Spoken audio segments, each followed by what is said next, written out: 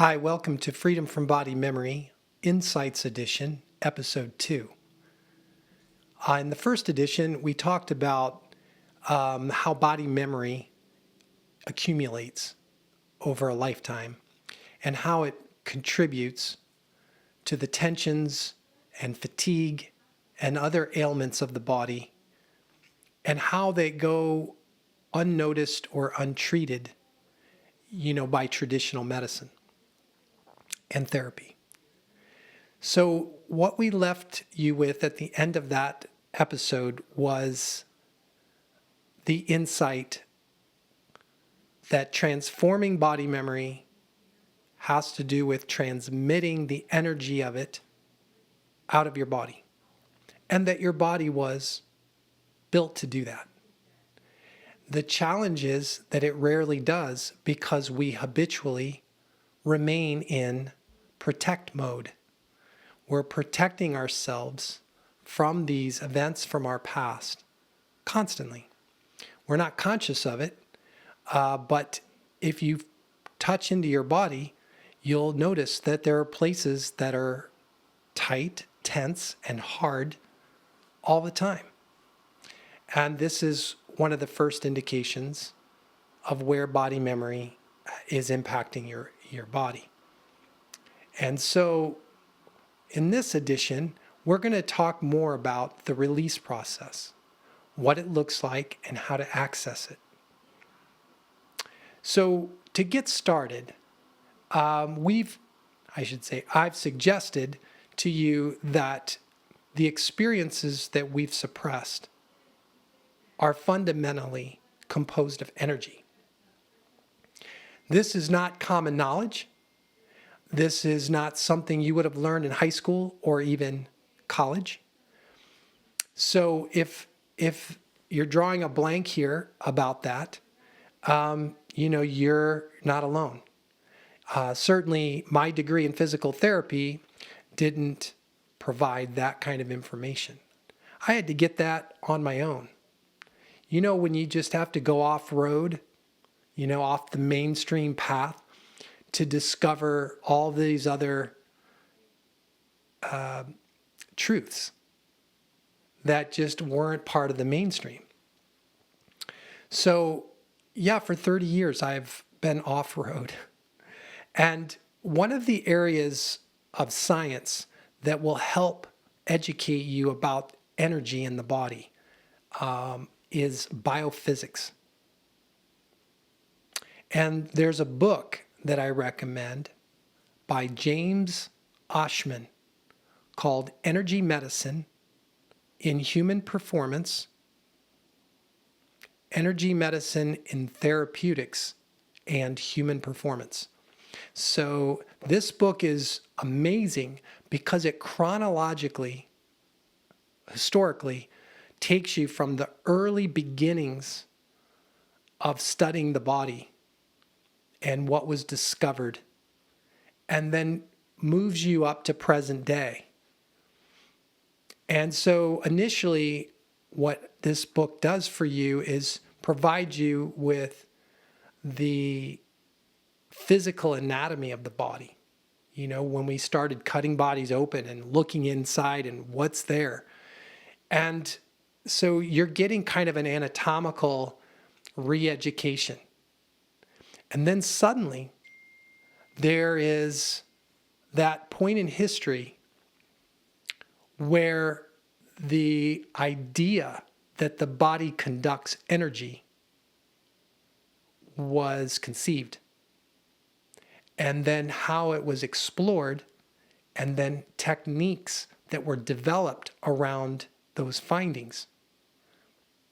So, for instance, acupuncture.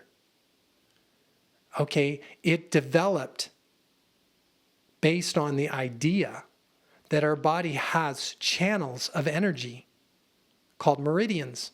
When those meridians get blocked, they can be unblocked using needles. That's an oversimplification, but for the point of this discussion, that's the idea. And so from acupuncture, they move on historically in the book.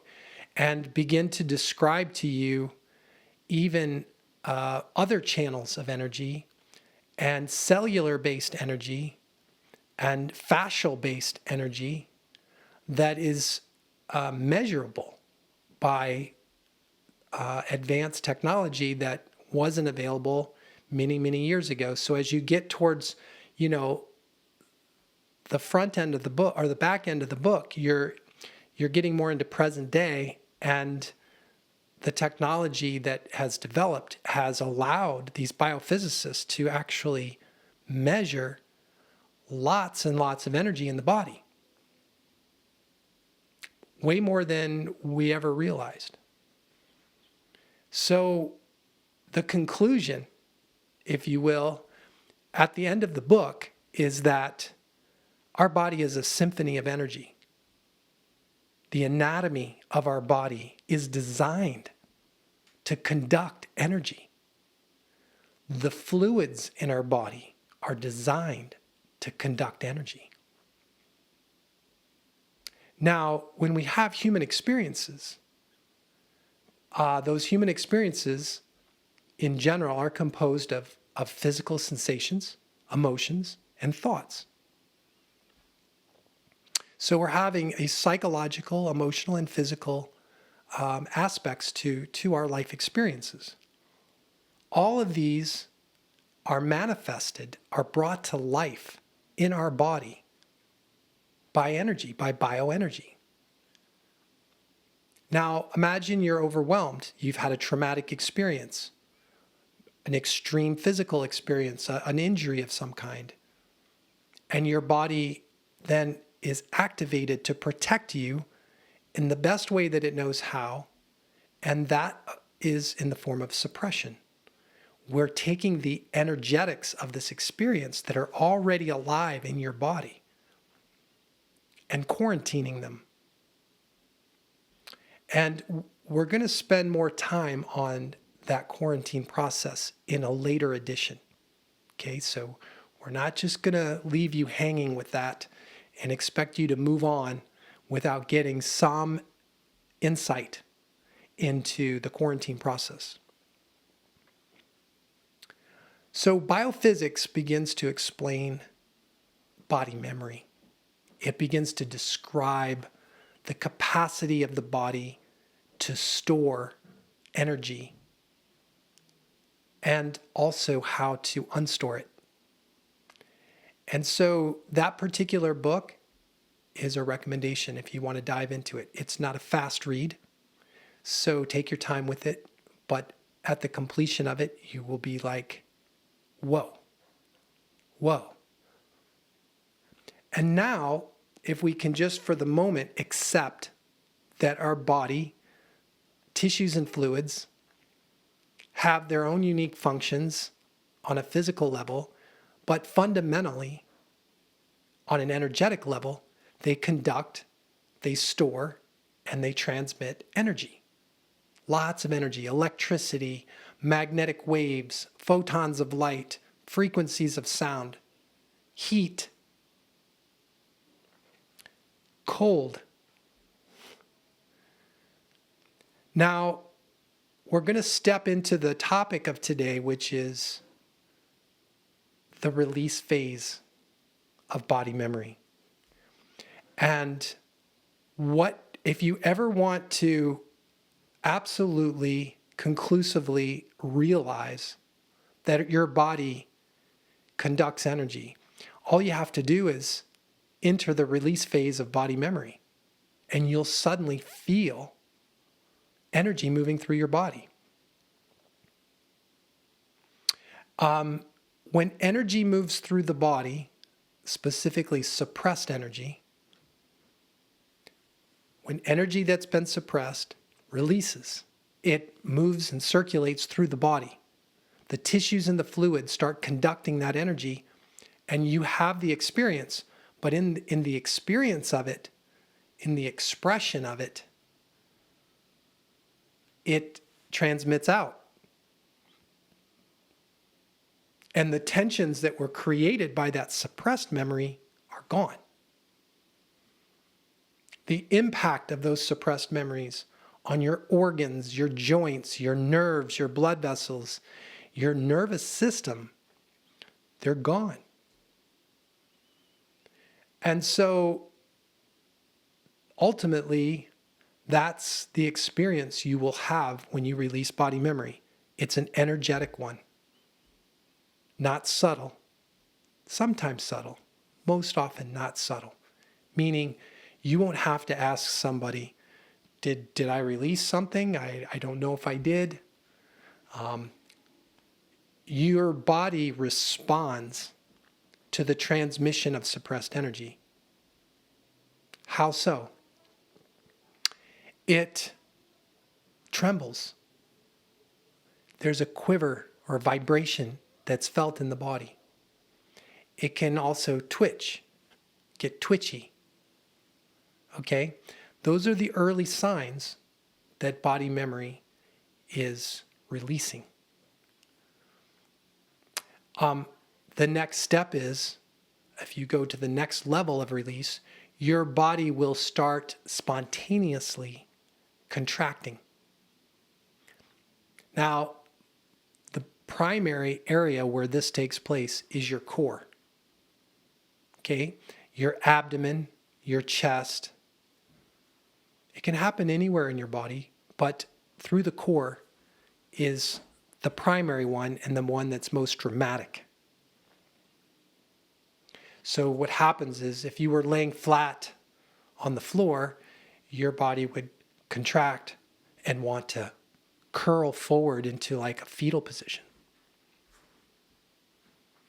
So spontaneous contractions occur as suppressed energy is transmitted out of your body.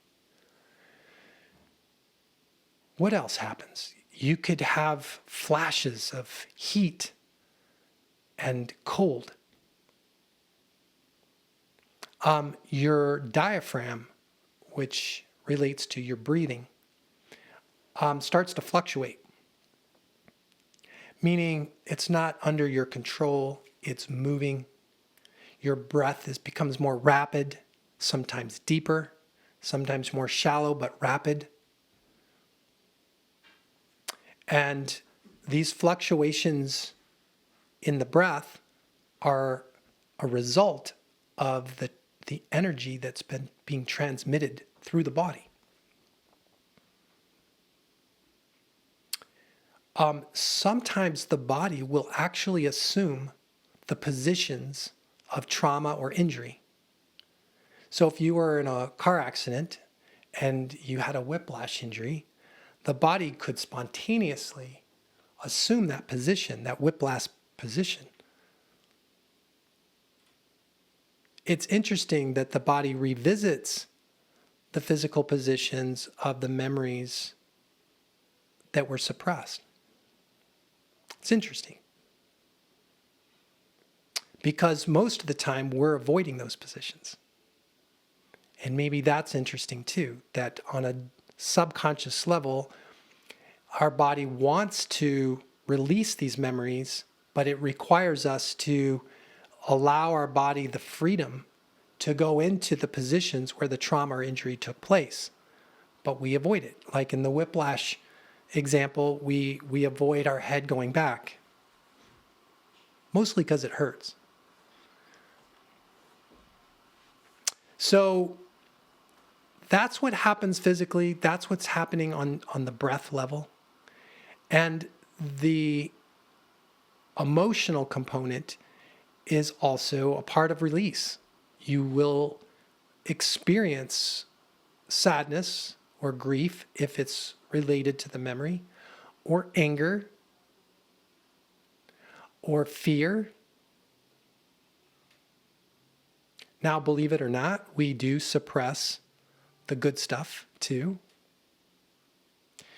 So some people will just spontaneously just start laughing hysterically. And they'll say, I just can't control it. Because they've entered this release phase, but it's almost as if there were times in their life where they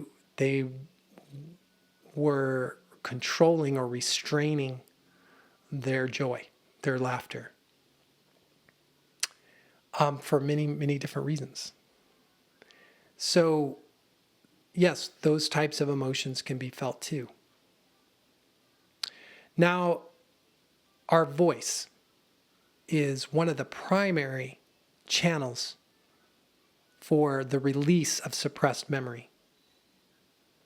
When the energy releases in our body, suppressed energy, it kind of ascends up the body. So for instance, if you've had a sprained ankle you tore an Achilles tendon or fractured your ankle bones in an accident, and then you were casted and then you healed, but it was all scarred up, and there was some suppressed memory from that accident in there, and that began to release. The sensation, the energy of it would move up your body. Your leg might shake. It moves up into your diaphragm. You start breathing rapidly. It moves up into your heart, and you suddenly start crying because it was so painful. And then it moves into your throat, and when it hits the throat, it becomes vocal. So the vocalization of suppressed memory becomes a very important component to releasing it. So we've just talked about 4 pathways of release. So your insight today around the release of body memory is that A, you're releasing energy. B, it moves through your body through the 4 channels of release: movement, breath, sound, emotion. Okay?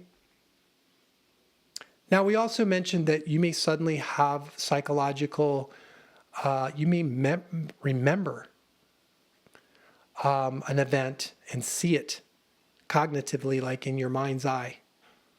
You may just see the visuals of what happened. So that could be considered a 5th pathway of release.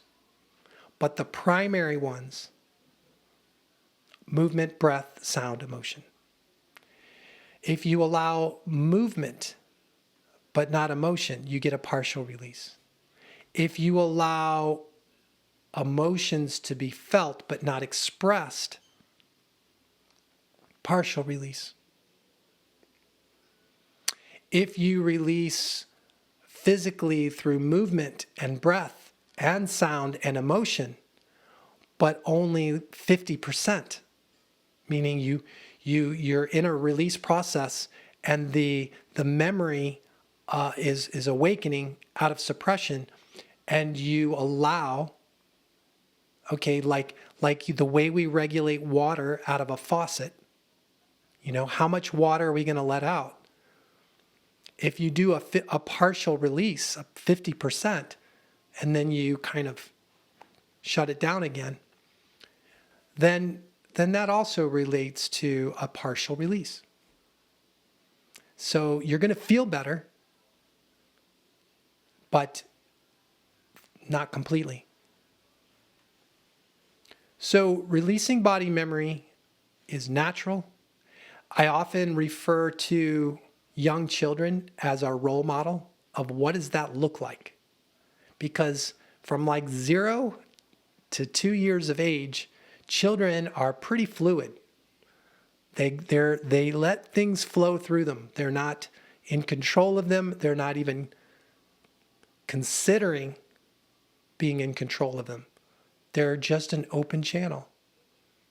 If they're sad, you know it. If they're happy, you know it. Their voice is wide open. And if you watch their physical body move as these emotions are expressed and sounds are expressed, you'll see that there's certainly a physical component.